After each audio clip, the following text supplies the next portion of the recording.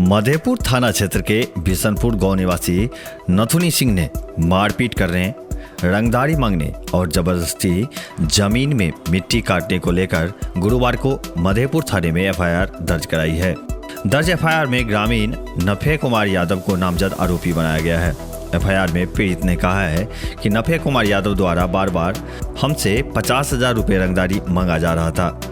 जमीन में गुरुवार को जबरदस्ती मिट्टी काट रहा था। मना करने पर नहीं माना और मैं अपने पत्नी के साथ जब थाने जा रहा था, थाना नहीं जाने देने को लेकर मुजौलिया चौक के निकट कोसी बांध पर लगभग सुबह 9 बजे आरोपी युवक ने मेरे पत्नी के साथ मारपीट किया। इसी दौरान जेब से 5,000 रुपये भी निकाल लिए। फिर जैसे तैसे थाना पहुंचकर उन्होंने एफआईआर दर्ज कराई। जख्मी का इलाज प्राथमिक स्वास्थ्य केंद्र मधेपुर में किया गया।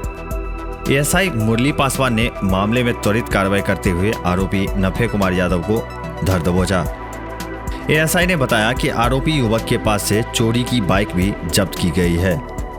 इस बाबत थाना अध्यक्ष हरिकिशोर यादव ने बताया कि धराए युवक को न्यायिक हिरासत में गुरुवार को भेज दिया गया है। क्षेत्र भर के और भी अपडेट के लिए मिथिला रिपोर्ट से चैनल को सब्सक्राइब करना ना भूलें। धन्यवाद।